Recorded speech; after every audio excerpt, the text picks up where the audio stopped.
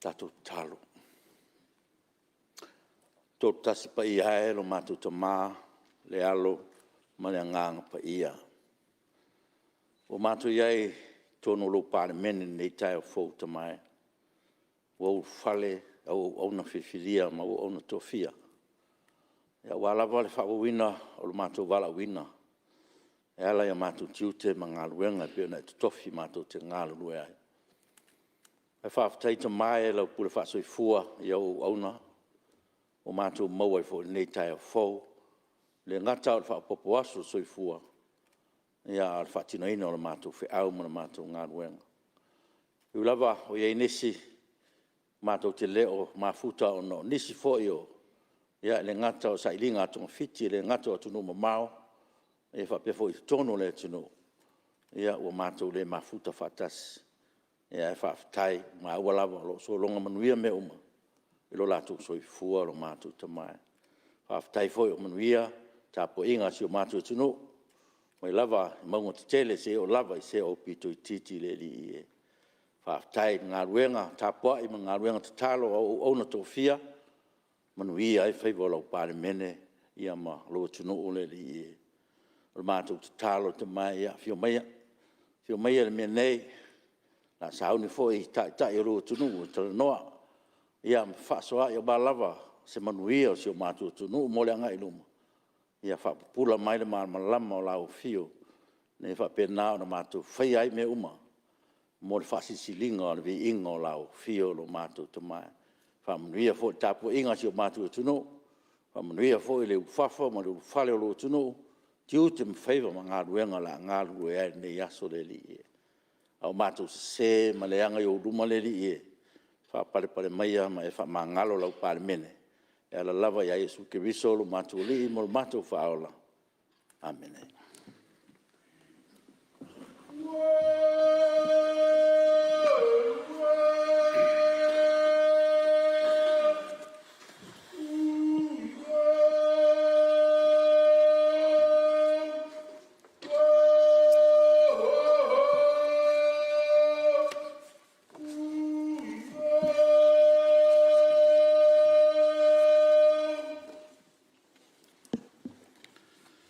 Te whaasisi lātu, wa mataria nei tau manga ar whono au whaitu la whono.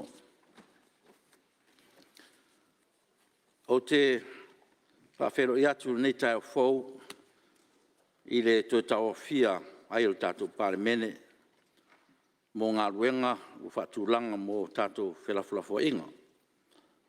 O pa ia o le malai tia whaunei, e le tō tau tapu eina, ma malu fo e maota nei o se uru vai manino e peo le upu i mta vai whawhai lele ai alo li o le atunu e le nga whatia se ngana no foa o na tauso o whau le pua ma le la au tātou sirwhai nei tai au o le o se tala nai o le whanga a le manino i manu na apele pele mai le langi o se tai au fo i nai le papa o le pua tau pea Wa o le o sa e po se sifo o le vau fo i e maunga a le atua na te whaamasino ina. O ia na te whaamaualalo ina le tangata. O ia fo i na te whaea ina i lunga le tangata. Na te le whaia lava lo tātou tofi mo whao pēr ngā maa. Fo ia tu pēr ia le vi inga ia te ia. Wa o tātou le nuu ma le lafu ma moe na ia whangaina. Leo tātou sirwha iai manu, ma o ai whale seu nei tai au. Ua ma leifua mai ai le langi ma maa, ma le soifua manuia, le pa ia o le Palemene.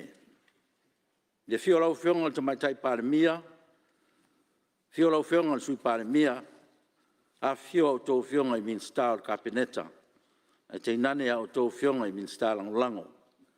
A fio le sui taitai a le tuangai, Mana malu o sui fono le Palemene. O te ofo lofa whaatalofa atu le nei tai au. Ma lor soi fua manuia, ma le langi ma maa. Whaatalofa atu whaarurunga mtanga ruenga, whaalapu tonga tu maoti, tātou malo, whai on tātou mafuta i le nei tai au. Fia fea fo is whaatalofa le nei tai au le tapo inga, le fionga, le au malu le malo, le msiofo, Le sui tofia ma lo fritua, le whamsin sili ma le mamalu le whamsinonga.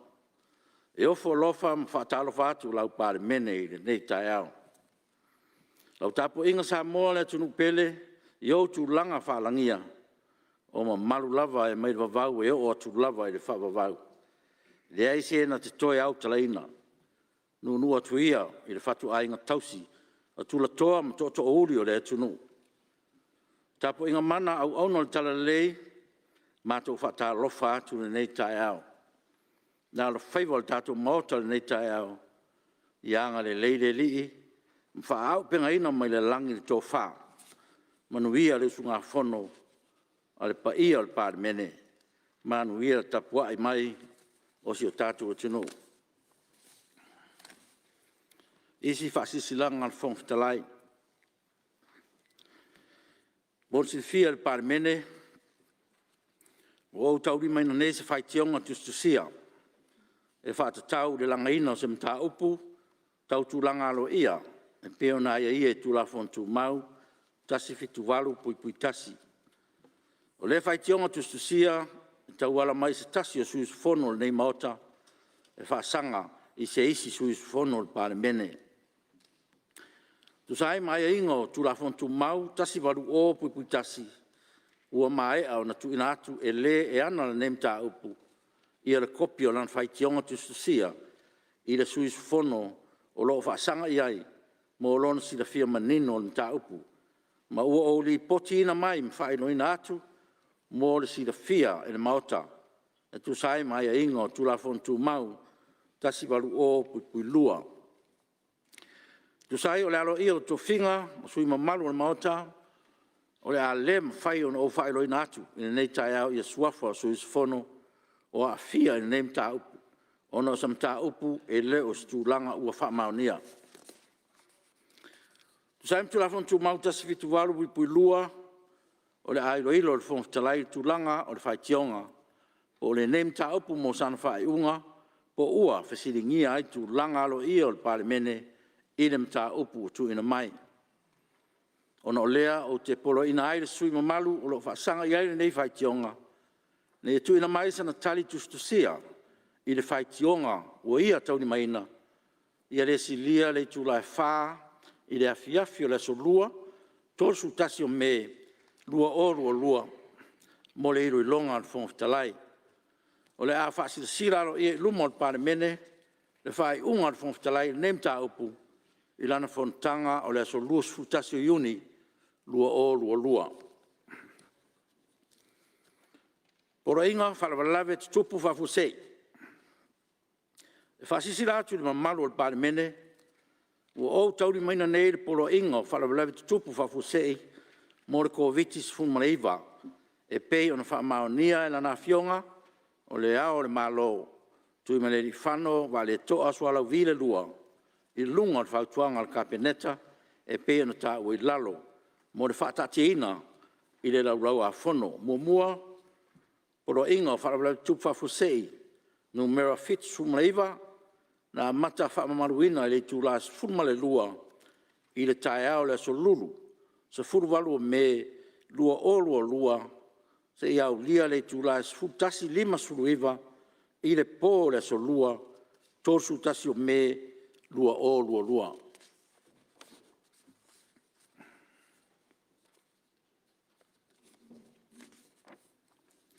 Tui nātu, o li poti a komiti wha Palemene. Mo mua, pepa le Palemene lua whelus lua pa lua whelus tolu numero fitu, li poti al komiti o tūlanga alo ia mami o tau loa, I le pepa le Palemene lua whelus lua pa lua whelus tolu numero 5, whai tionga tustusia alo ia tu ina mai sui Palemia e whaasanga I sui fono I tu malo palo tole pā, ma whale ate numero 3, ma le pepa le Palemene lua whelus lua pa lua whelus tolu numero 1, tali tustusia sui fono I tu malo palo tole pā, ma whale ate numero 3, I whai tionga tustusia alo ia, le tu ina mai le fionga sui Palemia. Whaloalo lo fionga.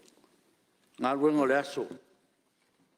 I rolongo o li poti a komiti wha Palemene, mua, pipi lua o lua tolu numero fitu, li poti al komiti o tūlanga alo ia, ma mio tawaloa i le pipi lua o lua tolu, numero 5, fai tionga alo ia tu ina mai, e le sui Palemia, e whaasanga i sui fono i tu malo palota, o le pā, ma whaleata numero 3, ma le pipi lua o lua tolu numero 1, tali tusia, a sui fono i tu malo palota, o le pā, ma whaleata numero 3, i fai tionga alo ia, na tu ina mai e le sui Palemia. Na ona outo e whaamanino, mo le silfia le tātou maota. Tu sai o le lafo na whaatuina, o whaamaunia le fono au whai tu la fono, i la sufitu o me lua, o la su fono le nei, e toi li poti mai ai le komiti tu langa alo ia, ma mio tau loa i le fono au, i la ngā luenga na tu ina atu iai, tu sai mai a ingo tu la fono tu mau, tasi walu tasi, pui lua. E tu sai fo i ma tu la fono tu mau, tasi walu lua, e te tau on tu ina atu le wha mua.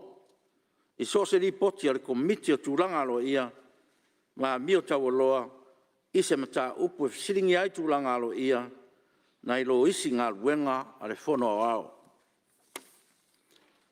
Ma le asa ngai atu loa le fono au, mo le ilo ino li poti ale komiti o tu langa alo ia, ma mio tau loa, e peon whatatia lau a fono le taio nei.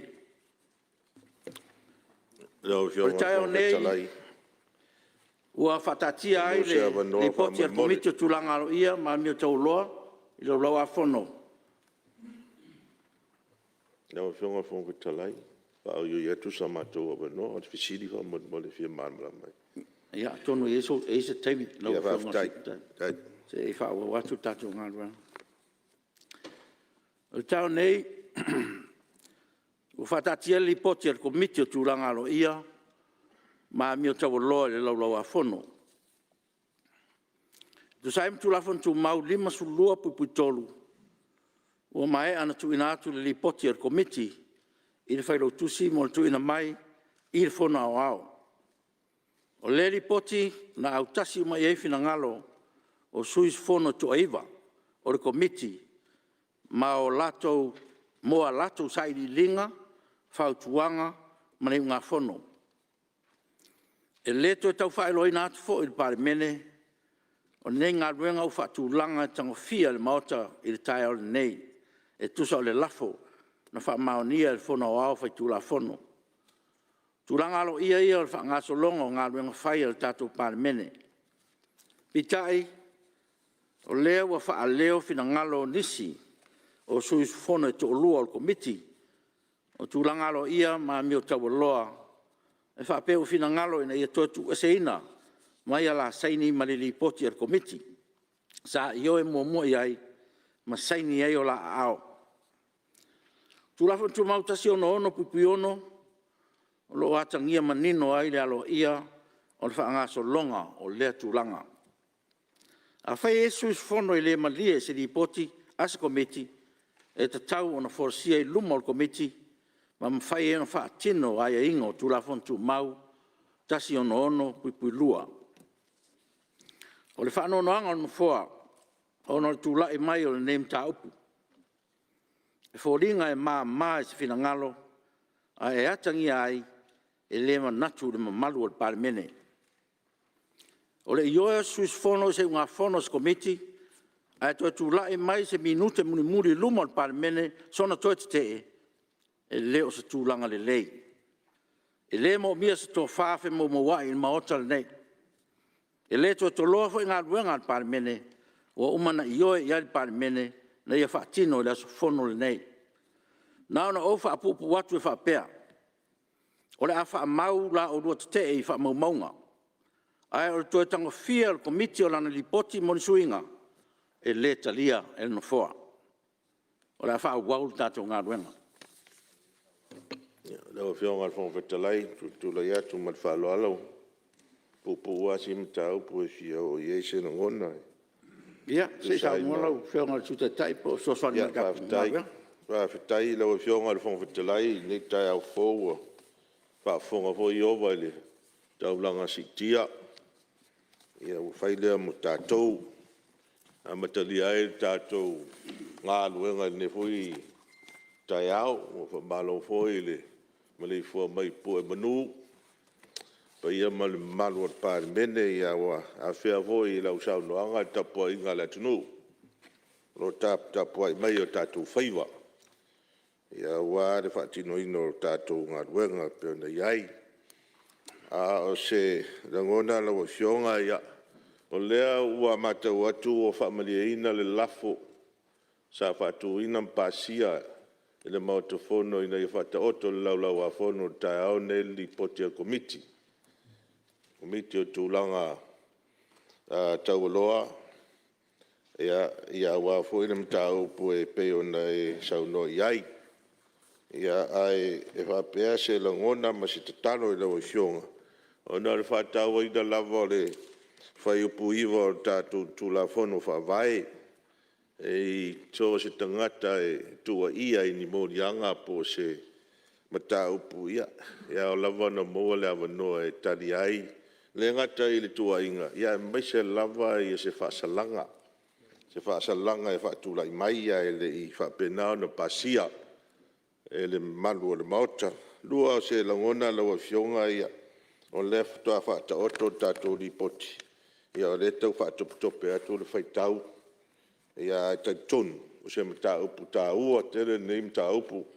E langona i le tau na whaatumutumu lima pe whaatata e lunga le tangu fia o le nei mta upu. Ia e maise le fo e matau atu. I le anga isa au se vava ai i whautuanga. Ia e a fia ai i le tūlanga o le. O tofia a fionga i li manu. Whaipule o le maota te whionga tai o le ne foi tū i wa pia voi sunga le whare tu si sunga tu la epa ma le tō whale ala i pule. E o waenga ia e pe ua ma fua ai o na tula i atu. O le pe fausia si tu a lalo. O ne foi tū wa le foi tatu e tau a fia i lewa i aso.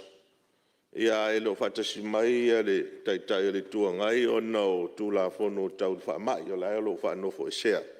E peia le sa e le luminai nei e mai ai. E o na moa leo se avanoa. O nei e ngai se pole ngala o fionga le whautuanga le komiti leo a ngai sao e la wai. E o le tu e se ina leo o la ua mai le fono.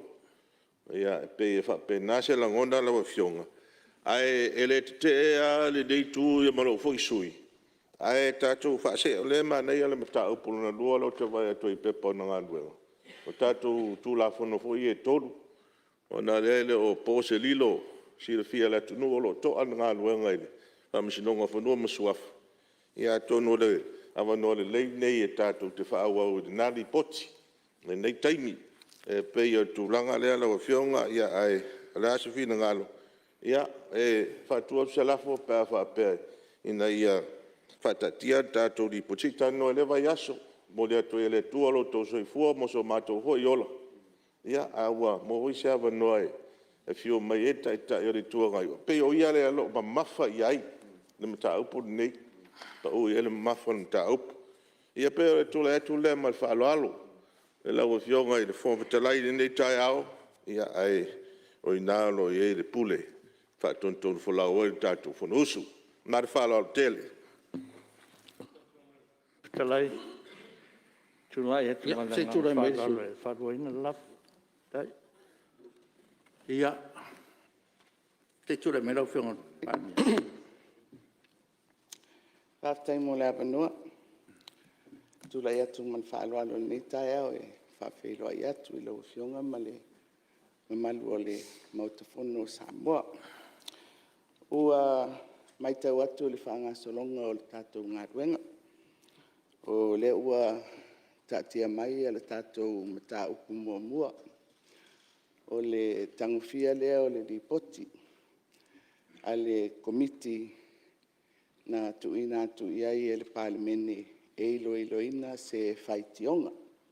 Se tasi o sui e whasino inisi o sui o le mauta.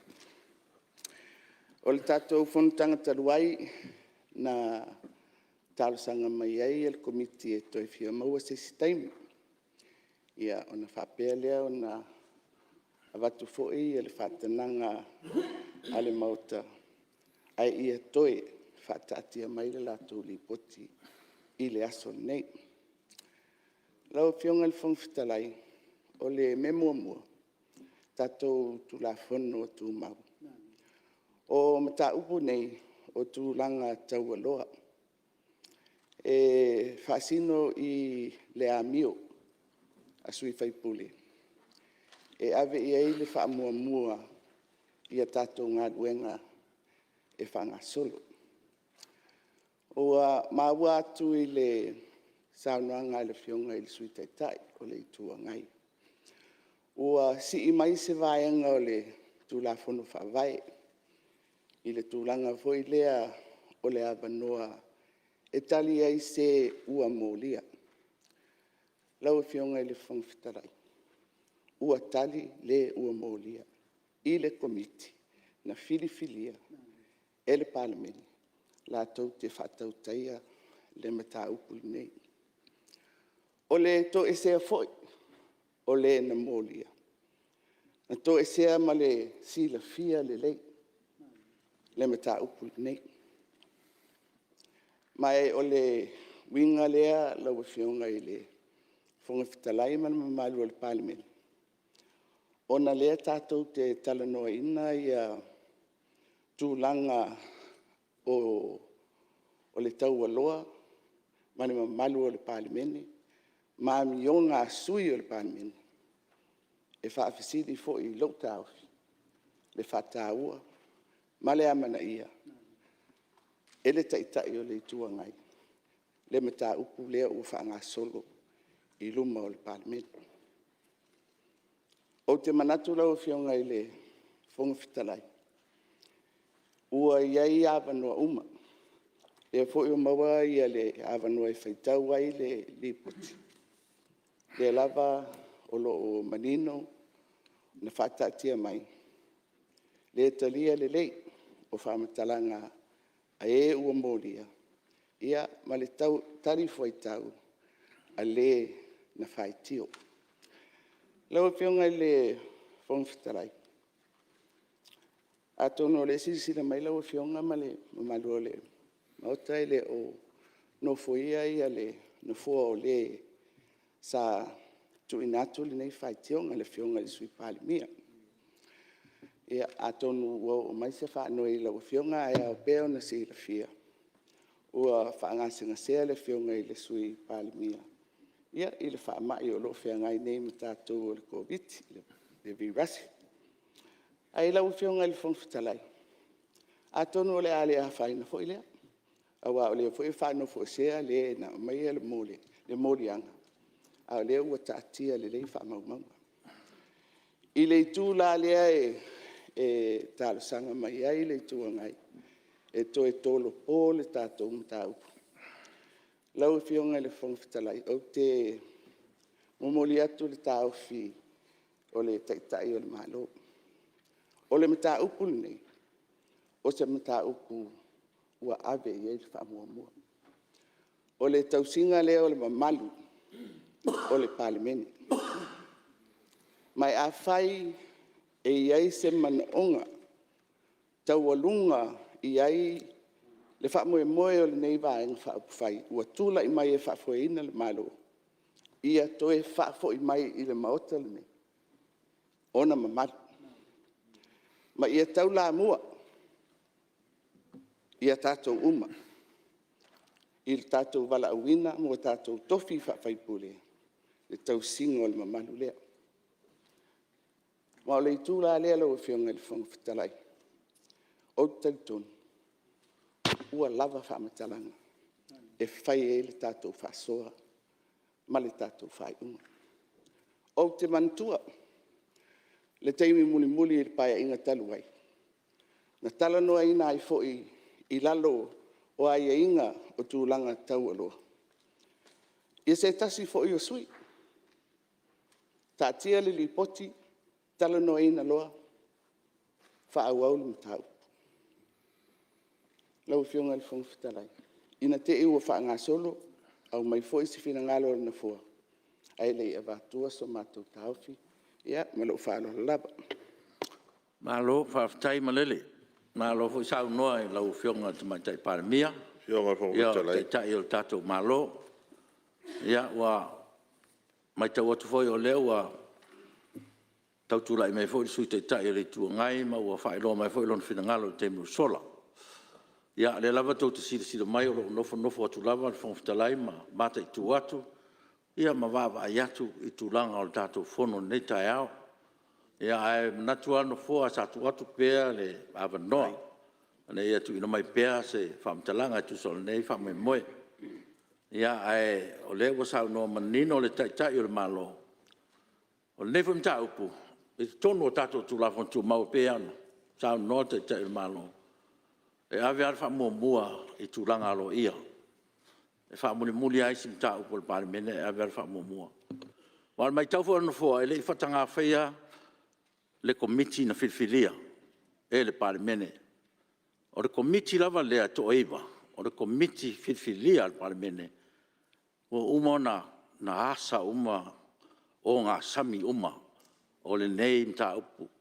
Mai le namalai na le sato e tolo mai le tatu whiro intalo ona o le avano le peona sa no mai lau whionga te le tuangai. E manatu tele le tu lea. Peitai o lewa mai a tā pena uma. I tō uma mawaenga uma le. Ar komiti, ina ia pupuni uma I tō ia pena e tā ua. Ma ua uma fo e whilo inga ar komiti. Ia ma le sui ma malu e pe ona tā ua te tai le tua ngai sui o le pā. Ua uma na whaalia so na whina ngalo. Uma fo na tali fasili ma malu ar komiti. O lo o iei fo ila na whaamtalanga tustusia. I tu tonu ar komiti ma o lewa I tu tonu ar Palemene.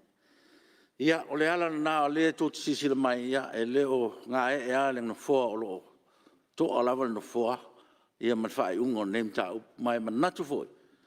Le o ma malu ar tātou Palemene le tau sa iri atu. Io e wawa ai ma mātu natu le ma malu ar nei Palemene. Ma ona tūlanga alo ia le titili nei a wha moe moe le Palemene pe ona iai, mai me moni ia. O lewa iai le lo iai lawe tātou tūla fontu mau, ia le ave o le tātou whaamu, ma le whono nei. O le aso whono whaapitoa le mo li potili nei, e le ai ase si ngā ruenga al Palemene fuafua. O ngā ruenga fuafua lava al Palemene o li potili nei, o nei ave i elan whaamu mua. Me lea le tāsanga lau whionga te le tuangai, ia o te whaamaruru atu, ma whaamari atu tāsanga. Ua wawai anu fwoi tu umama, te tonu fwoi. Ia, le ia tangia ia le mamalo tātou Palemene pe a tātou wōlawa I tātou tūlafon tū mau. O nisi tūlanga peona tau whaelo mai ia. Tira whia lava tūlanga whapena e le vāo tātou. Ia, ma tono whamsinonga tātou lava. Ma tātou mta upu to tono loto I whale o le Palemene. E mamalu lava o le Palemene ma tātou. E le eifo I se si mei talatu atu. O le whae unga le Palemene nei. Me lea, o te whamaruru atu e lau whionga te tai, le sui te tai le tuangai, o le talia, o lau tū tārsanga, o le a whau au tātou ngā ruenga. Whaftai lau whionga e song whitalai, se awa noa e mōni atu e whaftai. Awa leo whaafonga maua ia le maut. Sa noanga le whionga I le tamaitai Palemia. Ai paua ia nai tū rau e whionga. E a fwoi nei e o lo taumwhai atu ai. O le ano moni a le tūla I atu. O le tausia leo le mamalu al Palemene. Pe a fwoi an sira fia ma taumwhai atu. I taimi o tea. E le I mōse awa noa o le watua I e tali ai le whaasalanga. E msao lau saunoanga, sao hoi le, sao le hoi sao antu mai tai Palemia. Le sa tali susuenga, a pe o whaasalanga I o mātau atu. O le me fia whaasa. Ia pe e te I ele wa ai. O le me fia Ina whaasa. tūlanga le wa mai, ona E le whaasalanga. ai se ai e inga I to tonu o tūla whanu whawai e tali e stangata I son whaasalanga I tonu o mauta nei. O le whai unga al Palemene. O le whai unga le nai whai. Man whaaloa. Salua e maua mai lau whionga sui te tai le tuangai. Lau whionga Ia, O lau whionga lau fwoi wa, whionga wa lava fwoi lau si le fia mo e matua fwoi mautala nei. Whaftai lau whionga. Ia, ai manatu fwoi. Whai ai lau whionga al whai unga. Ia, E maute le te e ai. ia, o leo a vatu le whae unga na fwoi. Ai, tau ai na whapea Ia, atu. Iau na leo whono maua. e lalo. Tawhitai. E pei o tūlanga nā le sa tau whai atu ai. Te O isi foi mata upu umana I tolo nota nei mau mana nota Te tūrai mai lava le whionga Mr. Sa Ngalo. ia ia sui mau ai sui e tani. Te tūrai mai lau whionga le Mr. Ia Ngalo. peita. Lau- Tu langa nā man whaaloalo. Lau whionga le whangwhitalai, masalo le le whionga le sui tai o le tuanga iwa ngalo ia ia. Na whai ale whai unga ia maua lea. Lea ia ma se mātalanga. Ta tali tono Palemene nei. Langa makeu ska I kulafo. Tu mau le mata. Ia anga leo kela lako I oe. Kukuli maua. Lea I ma se tala kasi pe lua. Nga whai se mātale tono Palemene nei. Kela ua ngalo le whionga le sui tai. E o whio gol fonga vetalai. E wha mai e pilo ngalo ia. E se mamau ala mata upula sau no mai man mata upule anga I tu e tai au le nei. I le se meta o privilege nganga tuli ai o lua. O le sa da. E le ngalo ia o lo te mantua uma. Ia la o whio fonga vetalai. Ia. Pa pe nase la ngonda len fa tu o le lafo ma le nganga fa lalo. Whaftai. O whionga. Lewa maua whina ngalo. Ia lewa watu whai unga le fōr. E whaftai ia. Se tūrai mai le. Tai, ia leo tula ia tu whaftai lau whionga mo le. Lau whaiung. E le tu e whai manatu. Tai whala whionga tui tai tai. Ala I loa lau whionga. Hei tatu whati alea mea mta upu.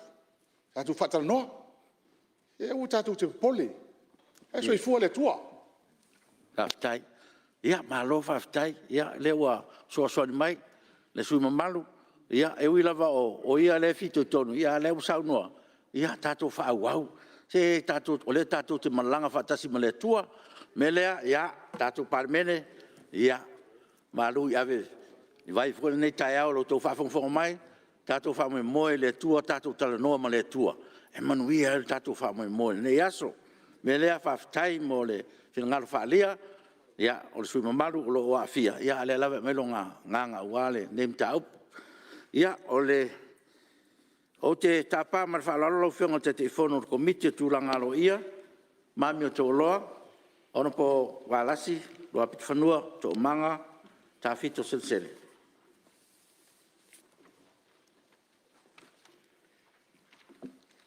Veia o masui o le komiti tau loa, o amio tau loa, na wa o le te whono, ia o te tūla i atu whapea. Lau whionga le whongwhtai,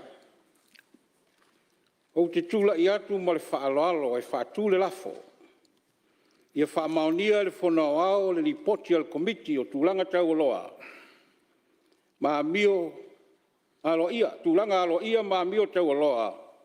I le whaikionga tustusia le whionga I sui Palemia e whaasanga I sui whono. Mo I tū malo pālota o le pā, ma whaleata numero tolu.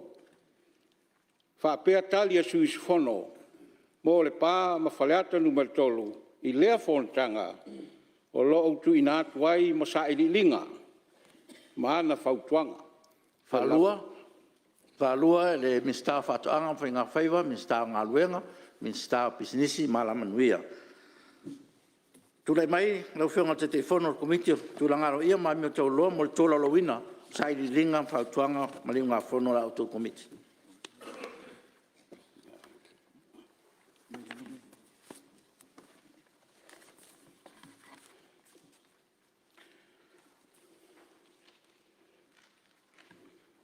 Au whionga le whongwhtai.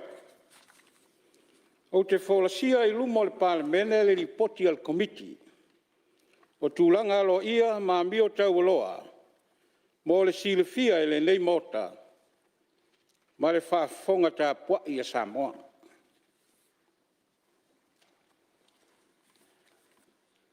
Lau whionga le whongwhtai. Whaaftai tele mo lo mātou awanoa. Avea o masui al komiti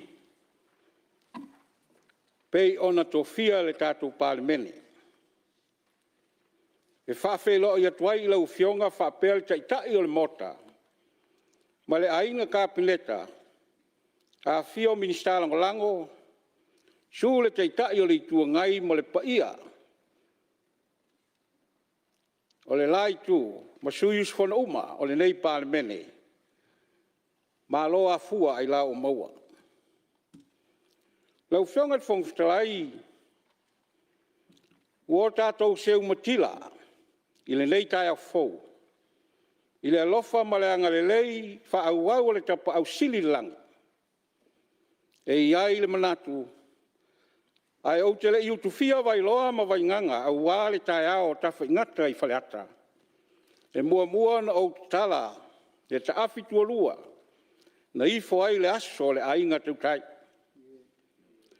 Ma o vai sau hawina pa ia ma le mamalo Samoa o le ao mamala. I le whaasounga o ao ma le atu folasa. O le mātou whae tete lea. Le angai whaingata le maota ma le malai tia whaunei. Wao iai pa ia ma mamalu o Samoa. I le amata mai le oneone le ufitia. Te ipa ia whale tapa au le ala taua. A wale a fio. Sua ma le vai whanua fō mai tulangi. Sa ole masale au mua ma le lau niu sae lua. Whatui ma motu o le la au a motasi. Te whale ngafulu ma to o le whale ula. Le mau pū o le manu teli. Ka fio ainga ma tamba o tamba malato ainga. Usonga tu mua ma pule. Tu au malatau ainga le tai ma le waa fonti. O pa ia whale malo, pa ia whale anganu, ma pa ia whale tala lei. O le anu nu watu whatini o tau sala. O mamalu ia, ua whaifo I malai o le whautuna tangi. E whatu whaso o ai le titi o Samoa, a wao na upwhai. Ma lo le soifua manuia ma le lange ma. Tia po I maia Samoa, ai maisa le nei maota malu. Ai se I tau whai, se tau nuunga o I longa al komiti, o tūlanga lo ia ma mio tau aloa. I le ngā luenga e pe ona sa atu ina mai, e le whono o au whai tula whono. Mo le leo lau le liwina, ma toe li poti mai le tau nuunga, e o iai sa I lininga al komiti. Lau fionga le whongwhtalai, a o le ia ngā is whamtalanga I se whai unga ua tau nuu iai le komiti le neimta upu. E iai le tali tulunga, e ao ona se I whaamaalo mua le I ofe, ma whaapea le maota le nei, I le taua o le neimta upu, I lona tūlanga o kere. O le nei ngā luenga, e le I titi lona taua. Mai leo se mata upu sa fata eta e lunga iai sa sila le komiti. E le whaingo fie le tō whāli liu. Ma le whautanga ma mao I mata upu whapenei. Ai pitai. O whaiwa whamatai tau sinuu. Ua masani I sui mamalu. Masani ai sui mamalu uma o le mortale nei. A tupu se mata upu whapenei. E whetu whae le tō wha sufi le utanga. A wā e sua le au la pauta, sua le au la tai. Ina ia maua le ami o tonu o le whae unga.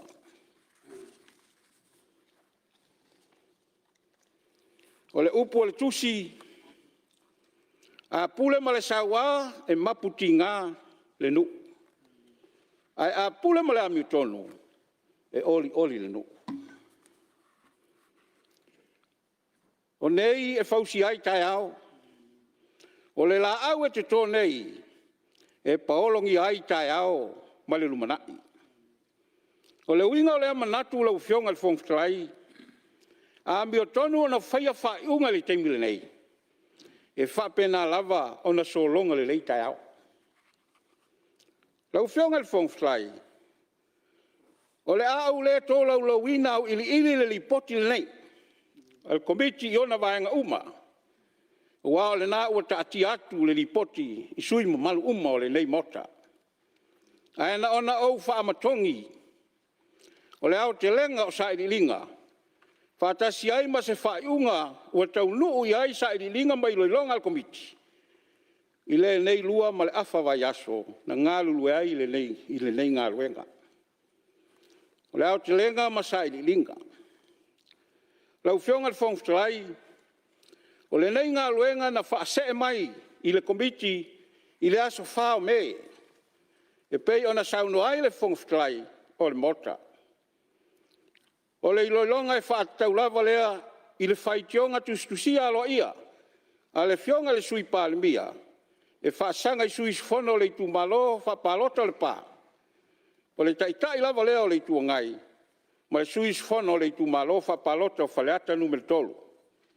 Wa iai whaatasi fo i matali tustusia. A sui sifono whaasanga iai le whaitionga. I te tonu o sa i linga al komiti. O le whaitionga tustusia alo ia.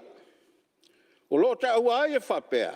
O solia e la ua nei le tūlanga alo ia. Ma whaatino winga le mingao e le Palemene. O na whamtalanga na la ua lafo. Peitai. O lo te ena e suis fono.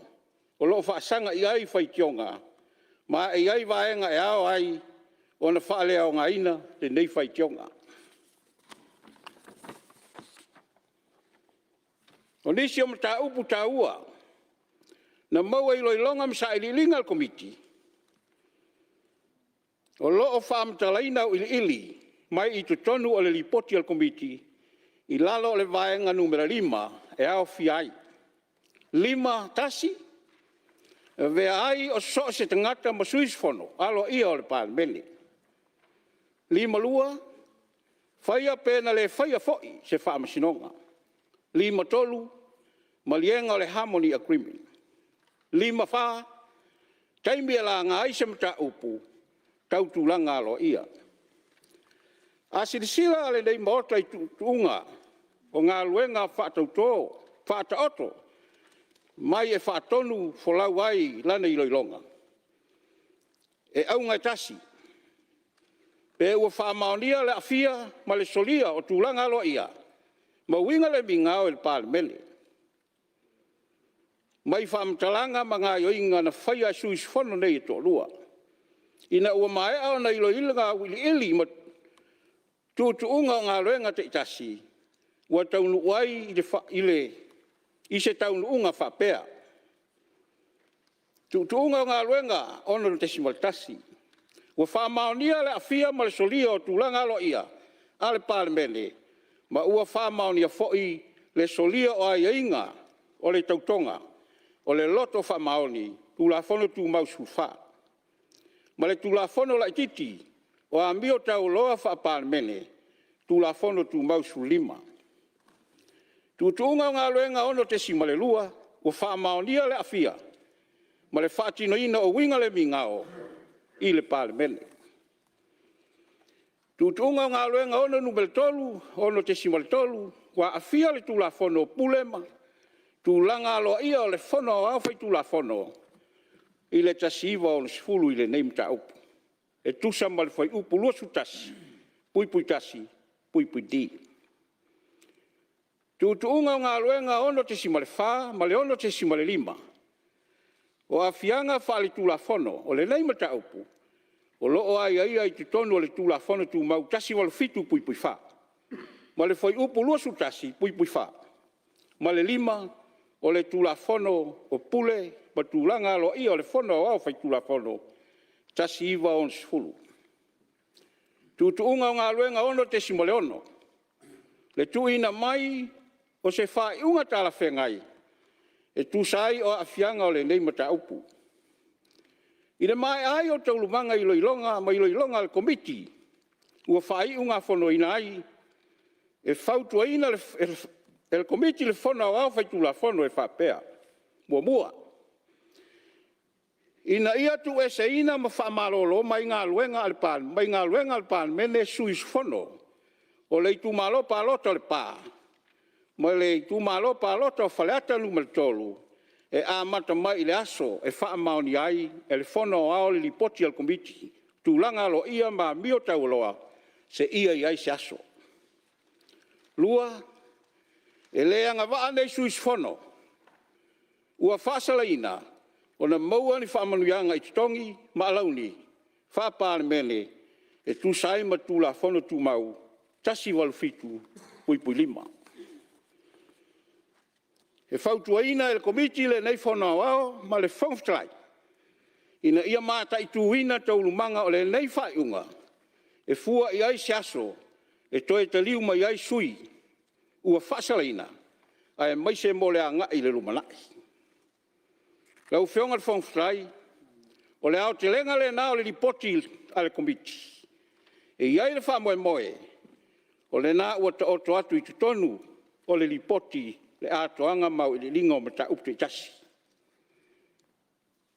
A iai lava nisi mata upu, e fia malama ai ma whesilingia le mamalu. Silingia le mamalu al Palemene le nei mata upu. O le ātau whai lava le teitei whono malan komiti, e tali atu, ma wha malama nisi o vanga. Lau whionga le whongwhai. Whaaftai, ona ua o mai i whai unga o sa mātou whamtalanga. E iai le tali tulunga, a o le iseulo mātou wa ai whanua, mātou te tali tonu,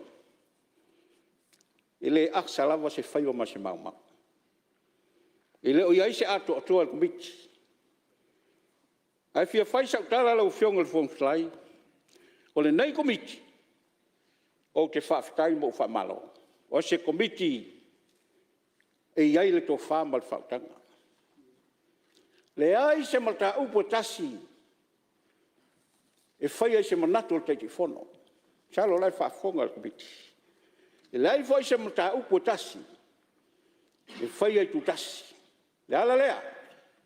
A sile sila i tūlanga pe o nei ai. Paule nei o le komiti e not tasi le tō whamal whautanga. Nai whaali a lato sengi. Au nei al tai au sa umoi whaali ia ua. Natu ni se sui. Ia ai on al pui pui a fo o la ua fo i. Ai a tau i tūlanga pe ni ai. Ia ma o te tonu. O lo soi fua le atua. A whai e whapena se nganga o se komiti se kandaka tō fia ma whamau. I ma tuina i lalo ele Palemene o se sui whatuatuina. A toi fisu ia i lo se mea. Ia o te tonu wale toi te tonuina. Lau whionga whongwhai. Lo whaafonga Samoa. Samoa e, ai mai se o whaafonga mai so se tafa. O le larolangi. O le nā se taunu unga. I le moni ma le whamaoni o ngangol komiti. Le tūlanga ua taunu iai. Mātou te whamalulu atu. Le asa u whaafonga. Ia, malu ave whale. E poto ale tautai, ai le atoi ai wa. Ia whamanuia Samoa, whamanuia lau whionga ai le. Whongwhai, whamanuia le taitai o le malo, sui Palemene, mai se minsta, sui minsta. Ia mai se le nai tu. Le sui taitai mai se foi le. Tau whiai o le, sunga i le, taitai o le i tuangai. Ia inisio, fuafuanga o le tātou whama.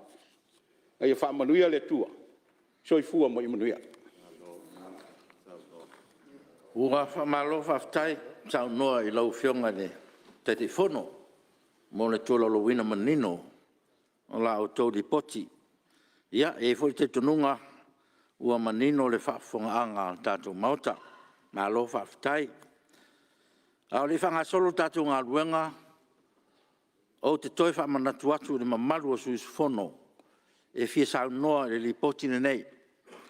Nei o tātou sta ia e ingo o tātou tū la fontu mau tasi warulua, e le aise suis whono e mwhai, una sau noa e siri atu nei lor sifuru minute, i so se whelafulafo inga e whaia, i se lipoti ma komiti o tūlanga alo ia ma mi o tau loa. E soronga le lei tātou ngā ruenga, pe au tātou ngā rue whatasi. Ia, ma o le awanoa la nei mo ni sui mamalu, e fi sa noa li poter komite tūlanga alo ia, ma mi o tau loa. Ia, tu nei mai lau whionga le, sui tai le tuangai. Tai lau whionga le whongwhetalai o mauta. Wano maa numero lua. Salo lau amata tuia ma tui tū. Nei tai au e tu sai ma le ripoti. Ka te tfo ila whionga tai whono. Tō lau ino nisi o vaenga. Ia aro tau mwhai e. Tau whai tau ina ia mō se atoanga o le mana malama i le ripoti. Ai, o le mea tāua lea ua mai manino le whionga i le tai whono. O le whai unga. po latou fautuanga i se faasalanga tala feagai reasonable penalty ia o le ala o faafofoga maua tatou maota ma salolo e fioga o le foga fetalai toe foʻi ia se tala itua mafuafua mai o lenei mataupu e mafua mai ni lafoga ni faatalanoaga foʻi sa faia e luga o le letio ma e luga o le mo upega te failagi social media platforms sa mai ai la ia mo meo lafoga ia e a foʻi ia na faatulaʻi mai lea moliaga ia uae loo poselilo aʻu foʻi le samolia le mamalama le maota peitaʻi o le iʻuga e le faamaonia ia sau no fasala ai i lafoga foʻi po upu saʻutalanoa ia ae o le mea manino o lafoga ma faatalanoaga uma nei sa tatanoa iai laʻua po sui mamalu ua molia e agaʻi i le faamasinoga ia po alii foʻi o le faamasinoga le ala na mafuai na avesaʻo ala mataupu o le faamasinoga tagofia i le faamasinoga ia ona e pei o faaiʻuga o faamasinoga ia sa agaʻi ai saunoaga sui mamalu o faaiʻuga tatou lava faamasino i Samoa nei le ana mai ia faamasino mai fafo tolua faamasino palagi niusila sa latou tagofia le mataupu ma fai ai ia le faaiʻuga o lafoga foʻi ma faatanoaga na o le masino lea te taumanatua iulai aukuso tausaga te anei 2.8 i laʻula vaavaai atu i le mataupu ia matau mai o le vaitaimina i leʻi faatautoina laʻua e avea ma suisofono o le palemene taimina e leʻi avea laʻua ma leʻi faipule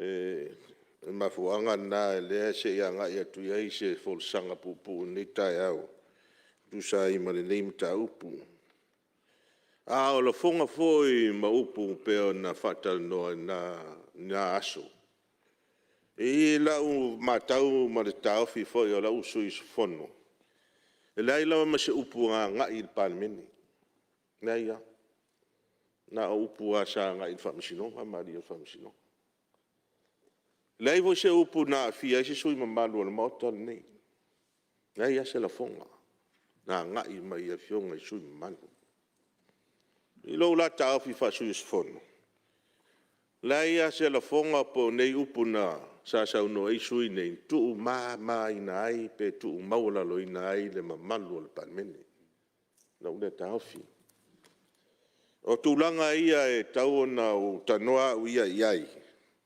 ona e pei e faapena laʻu vaai i le mataupu nei ina ua taunuu le faamasinoga ia o alii a le faamasinoga sa maia le faaiʻuga pea ona foʻi lau silafia le mafua ai taeao lenei o le iʻuga nau mai e leai se faasalaga nei se faasalaga mo laʻua nei e ae manatua e ave pea laʻu faamamafa o lafoga e agaʻi i faamasinoga e leina lafoga agaʻi mai le mota lenei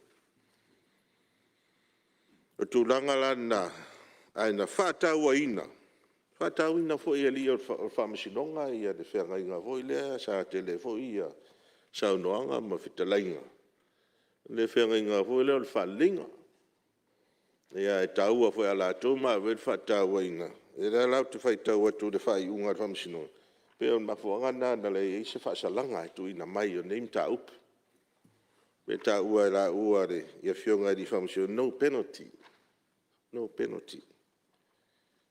ia ua maeʻa ai laʻina le mataupu tau faamasinoga i lou la taofi ua iʻu le due process of law ua iʻu ua uma ua maeʻa tulaga tau tulafono ma le saʻiliga o le amiotonu i luma o tulafono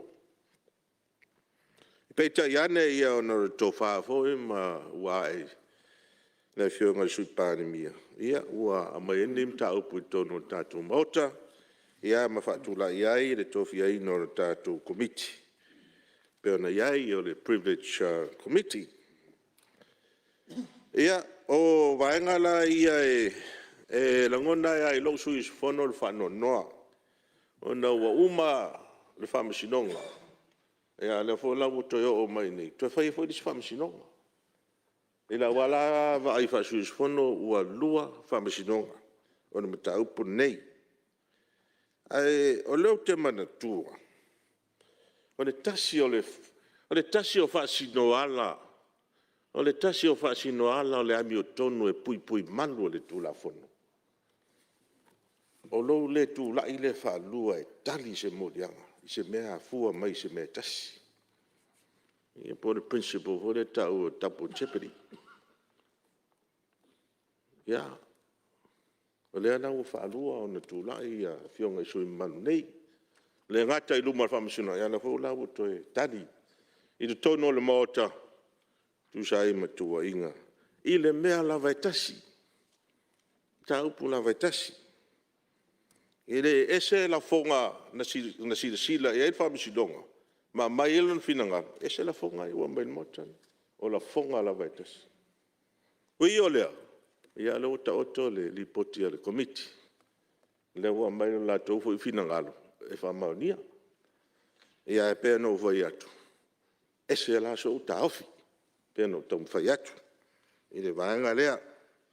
Awai. E le whai ngō fie. E le whai ngō fie fo i sui mamalu i el tūlanga ma le whautuanga o whata oto mai lipoti. Awai, e le fo lao te vaia.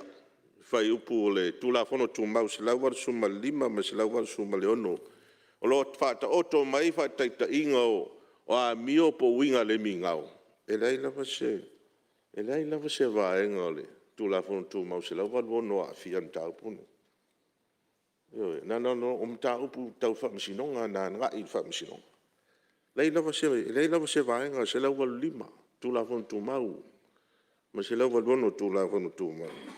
O a fia nei mta upu. Pei hoi o nau whai atu. O le tūlanga nā iai. O te enga le tūlanga le ripoti. O te ena fo i le tūlanga o le whautuanga i le whasalanga. Ai le whai watu la u.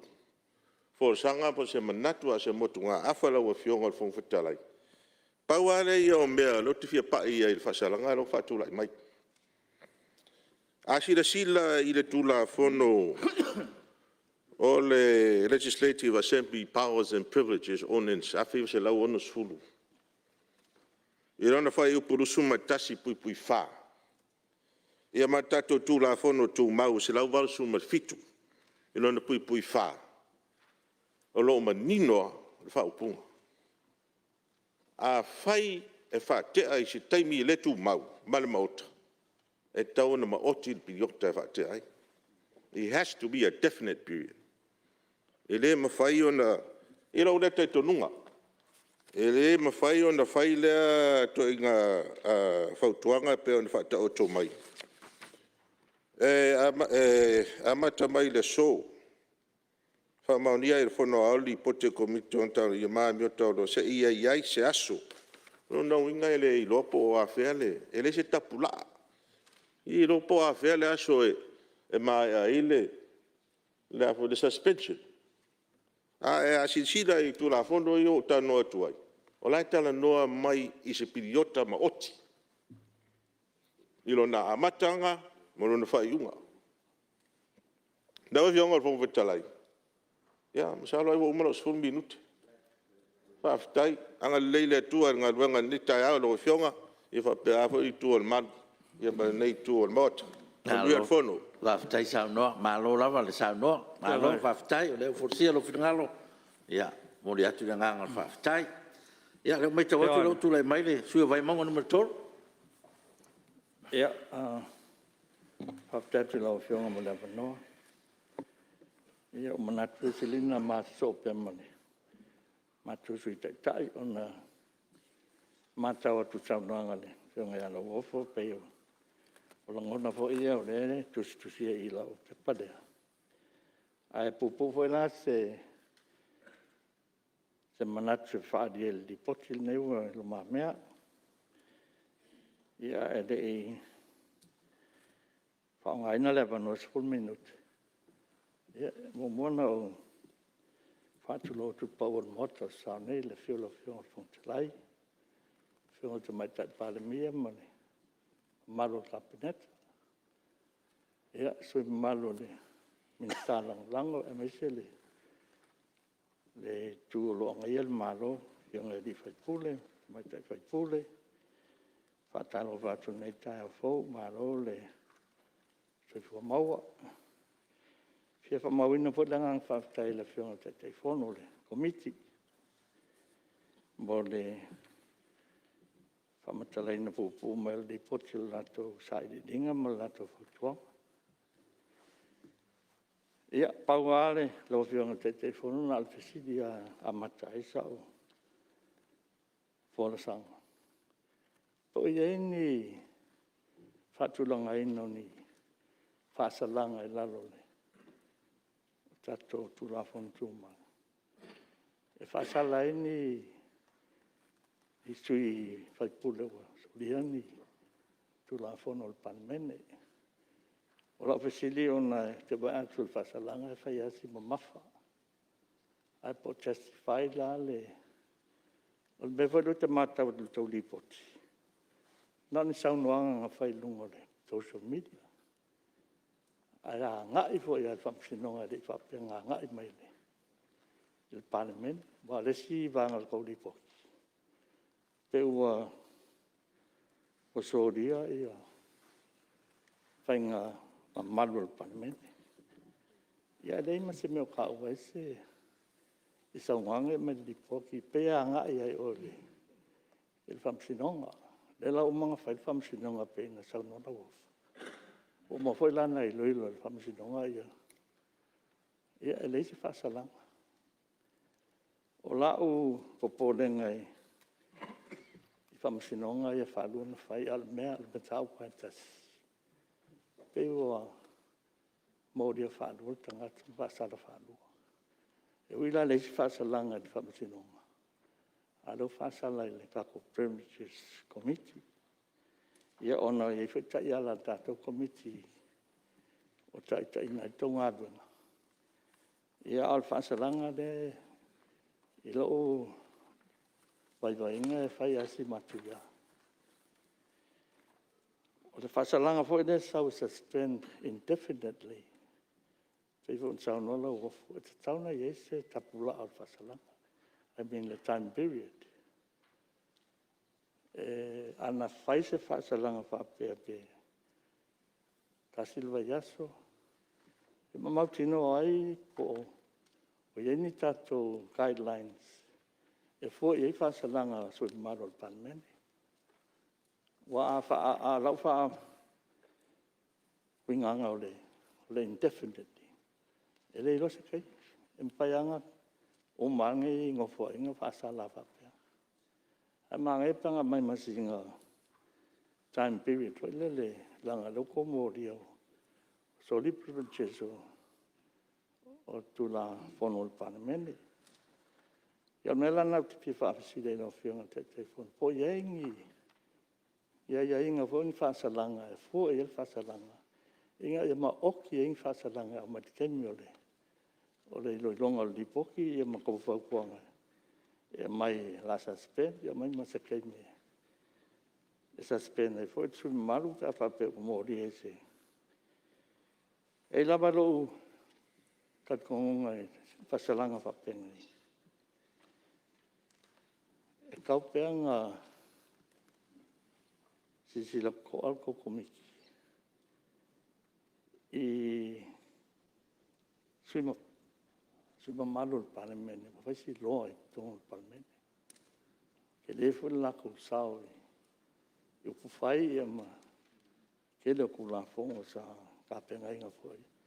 A me sen makai kai. E peka yang e lau fai ko fai. Sa mangaku ai kaunga. Kau fo enele. Ia whaasalanga.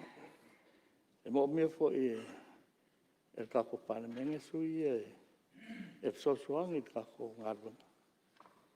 ngā luenga kākou ke mingi le whaingofi, ke le lui kau, o le whaale le ka maainga, ke le la whianga le koviki.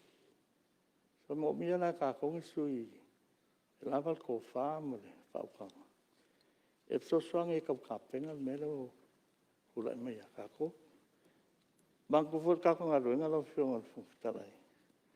Ngā luenga whai whakasia ale ko malo, ka ko malo, e mākou ngai le whapea mākou ke angai al malo. Alo winga al mākou ngā luenga, o so soangi. Lang sua le whainga malo kula mai. Pela e whai waisau whamakalanga. Lo le fie la le whaasalanga. E whamaluro kula o whionga whakalai. O ke enga le lipoki. A me se le whaukuanga pei. Papu lan mea leo ke anga e sau whamakalanga. O whaukuanga ma le whaasalanga. Ia kia oa ia ua. Pai poi si lewa i kongo le Palemene. Ako whaalongo le whaasalanga whapea. E mo ia sa kukuri ia sui wafo pe lupu whai kula. A ke le apo le vai aso, pe le ako wese vai aso. A whaasalanga leo whai asi. A kaule indefinite o le ilopo a whea umai. Mele ngā whesi le koe lo whionga. Po ia ingi ka iala. E fua i whaasalanga ka ko Privileges Committee. E ngai kare whiunga le whaasalanga male. Male soringa le kula whoko. Wa e kia wa e lo manatu. Whamaruru fwoi. Pai asi maku ia whaasalanga. Anga mai pe ma se time frame. Pai aso. E a kongo karia ngofi. Walanga awa pea o kulanga i o iungo. Saide dinga for ka komiki. Ia, ele ese me mau ke whai ki o. Ia, ai pawal mea. Se kau fuaka ko whaasalanga. Langa sui e manga mia ke le kā. Ionga le whungwhilai. Ia, se i whai mesina malolonga al sui. Maru se i totua no te telefono, sa nola whano te telefono. Ma ngai ale, whalongolongo ile. Ko wha. Au mka upu whapenge i o le moka ngai. Le se moka e. Fia fiki e se kanka. O le moka ma malu o le kongoko. O le whai unga whai leu whai le. O le whesili la e sui ngat whai me ke. O le ala sang whaasalanga. O mga o e whai i sui.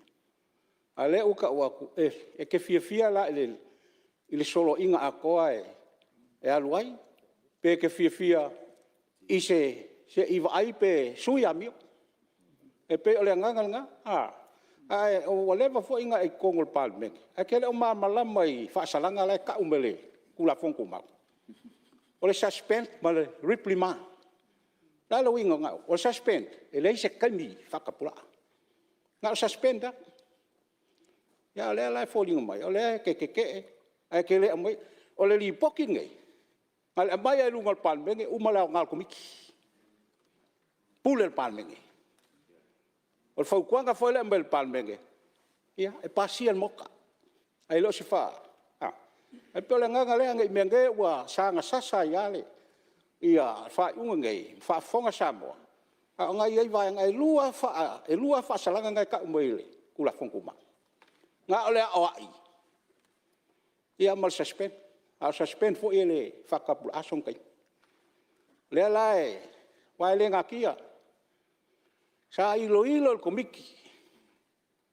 O isi mangaku. Ele ngakia. Yang leu kau kalau ngol mele. Kols full masinga. Luas full fa masinga. Sul valu masinga. Ngai ala lambai ko. Ala men kam foi ai. E ai se nge mangaku ai o se fainga. Ai lokal kungu. Ole va ai ngal komiki. Ele o se va ai la kamai komiki. E va ai mamao. A sui la mio. Ole al mela ele ko ya e mai levaso. Ai ale suia. Ka ki ai pe. E ale ngale o fa mambanga le ila ufionga. Ai awanga i se ki ai de. Ai ole nga ngai benge wa sasalu. E ale nga ele i fainga kanga fulisa il komiki. La le la fa ke pala la fionga ile. Me sa kupul mo ka kasiva i fulu. Sa ia le foi pule. Na kua ia le Palemene nga vai kai mi. E ngoi se kulo. Fa kule la foi ngai. O mai fa maung yanga. Ele ima fai nga mai fa maung yanga. Nga fa kua le la foi moka. E fulu lua masinga. Ai nga ole upung ku ia. Ngisi la kasi nga be sa vai el komiki. Ngisi fa su nga sa fa. Ia nga. E su e akidi. Ele fa pela e folu men. A fa e folu fa fonga e fa salang. Ia. O le fuaka molonga lo ma sila al komiki. Ile men ka ngai. Ai lo se fa am salanga la. Ole le fua ila sila. Ai ke lo e lo fa salaka. Ia, mungui le so. No, fionga Ia, ko talai. masalo, ia, se fi so na pelo fo, lau fionga su te tae ma. Lenga o lewa, tawa fo e launga lau fionga su te tae le fo e tawa fo e su maru. O vai mongo no tolu. Ia, sa le fa la vera no fo. Ia le fo wa sa no mama lama le te fono. Ne manatu tele le fa fonfonga mai le tunu. Fa pe ai we ese tulanga. Fa pe wale alo fatu male manatu atu ya ila o afia ai asisila tatu la fono ia le alo foi tau tu e ma lama i foi e pupu fa le pe sa no e su te ta ele tu ngai le foi pe au nga foi le sa no nga la fiong su man a fai o so se sui su fono o no sala il fa le mi nga o fono au e ma fai e fono au i se nga fono o na o ina se sui su fono po tu e se ina o ia mai ngā ruenga le whono au, mo se vai teimi e pei ona ua ia whaafina ngalo ina te tau ai, o le Palemene le nā. Ia leo sau noa le, whionga le, kai whongo, e ropo ke o lea vai aso, e whapena, ai a tu teimi. Sururua masinga pe o mele nga ese sui whongo, ia o lolo seu.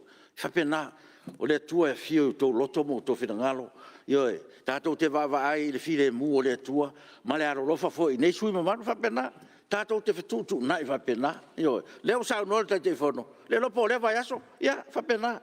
A o le winga la, o le tuu i le tō whā, ma le uta ma mau. I le vaai ma mau. Ia, o whamanga le anu fua. Ia, whau tailo vionga ni te whunu. A le mana ia pēna mai la lau whautuanga. I toi a en vai aso lea. Io, ai sila o le mele te tu lai atuai fa tai o le si fa mai atu alo fio ba ba tu la le ua la ngai le ma fainga ku ua inga el kai fongo la ngai le ku ia ma ka fai mai o lo e mangingo pa fai kau le lipoki ngai el fau kwanga al komiki ngai el fau kwanga i se aso ia ma le ngai luma la ngai le fa pe nga o nga fai el lipoki o le makua manga ia menga le nga kolo pulo sui nga la mai ma sui fo yenge o le ko fama mau o le fauka la nga ye kula nga ngalai manga o ise coachful manga o ise lusu fa manga o ise ile fa inga a le ya kanga a fa ya sui ka o le ambio ale ala la me ku wa ke fo fa sala ko el ko fa sala la la ya o le kanga ka ela o yo gor fo talai ya ele to ko la si de fia le ala o fio e pe o le ala fua le mai o le nga i ruma a fa salanga e nga i upunga la fo ya i ulai au kuso tau sa te dei le sai lu bal fa bisino ale pe mai le sa doanga fa tai mai sei mata i tu la nga i lu e lo nga winga wa i ko fai fo ai pe ona e lau ina mai pui fale sa wa nga e toi e menino na wa sa no mai sa no sa mai ai le vanga mo se vai tai me wa fina ngalo le fono au e te tau na fa ba oti le vai tai a si si la voi la le fa le uida ngana peritania for a period no period la ole mai la se fa tuanga fa mai ele ise o le o maua ele ise se ele lopo a fe se aso u mai ya pe ole ba ngana le ya se tu la bela flora ni sa ava mal fa lalo e apa tu pe tau manga ole alo fa tu fa foina la fionga ole fina ngalo ar suita ita yo lo na fina ngalo O le fo isa tau fiofia le tu la ia tu e fifa sao. Fifa mamalama le tele o men sao no ia. A ia se tangata na tu fa tolu, tu fa tu fa lima le fam sinonga le tau petas. O fa se fulu mai il mota. Nena tan fa sao le fa fonga le tunu. Le to fa le wa mai ele. Fionga le te telefono. E fai il Palemene le unga. A le usau no manino le fionga le. I te telefono. Tau te fina ngalo la tu, i ele 5 tau sanga no foi. O mena le tau tfai mai. Liu ma mau lau tau to fa. E leo i nei tu i valea o lea la tu. O lofa nao, lofa nei. Ha tatou o le mea leo sao noa i ele te telefono. Tal mena ni tatou whiriwhiri le komiti. Tatou whiriwhiri ma le ato atoa. Wa umana saini uma sui. O ai la le fue lo ulu ma le lo le manga. Wa tue sui ai fina ngalo sui ia. Wa umana saini ana po. Tu ma mau le to fa. Ko ina le matou te apa tuai. Leo sao noa le taitai. Toi fa fo i mai le mamalu. O ai le fam sinonga. O ai le fam sinonga. Fam sinonga Samoa. Lea tau mawhai atu nei e pui lo na mamalu. Ha fa fen tau fe mai ese o ese i. O le pulenga tutusa fa tau ngai le malo. Lea leina matou apa patu. Le tai au le nei. E leo se tai au fai ngofie. Al mena tupu e le fai ngofie. Ala le sui mamalu. Tu mamau le to fa. Tātou o mai nei e sa ili le to fa pensau no i el te telefono. Sa fsoso ni atu lea. Ni me fi fa sa. Langa le to te sau no mai ni me fo. Ia, ma lo fa tai. Te sau no mai lo fionga tu matai Palemene. Ele pauina fina ngalo whaari o sui. Awa o le winga lana o le tātou tā upu forsi o fina ngalo. Sima tā upu tā ua. E taula mai no whapai atu mal whaalo alo ele laulau. Ile whaupunga lea. Se iai se aso. Tau fionga. O se whaupunga lea. E masani ai le mauta le nei. Se iai se aso. Ele o se mea fau. Tolo pole fono le Palemene. Se iai se aso. O le pili ota fo. E me whai ona whaamtala ina. Se iai se aso. Lau fionga. O le mele walanga la ngā mai e le fionga le minsta. E mele au tu fefe e lau fionga. A tatou finau le taimu. Ma le fua. A tonu le se mea e a whai nai le whaali mai o fina ngana. Ai a tu le fua. La le umi o no foing. Le fua o mil na. Lau fionga. Go, aftai. Lau fionga fonga fono. Ia, taru ai o leo tatou o tatou te mi maro lo. Ia, ta ulo ngoa ele fionga ni sta fa mo. Ia, se tatou. E o mai le. Se tatou me tatou malo longa, de la malo. Ta fa yu po lau fionga ni. Ia, se sau no mai. Ia, wa lau sa o mel miskapu o sui. Lau fionga le mista. E te sui lo sui. Aftai. Ia, taru ai o leo tatou. A o le i o aku le ki. O winga i o le whaipule. Ai angas whapeku mo e whako ese. Ia, ai, kau kua ngā masui e le i sau ngoa. Aua ke, ai whai mai sau fofo le whawhikau. Aua e ke, ale e, sa kau kuna e ke le ke, ai whamole ka ko Palemene. Wa le wel Palemene mo ka le ko ese. Sa ia komiki. Ia mo le so, waftai. Ia, waftai. Taru ai o leo tatou taunu tatou te mi malo lo. Ia la fatati ese ngal wengal. Puna wao, molana malo longa masan.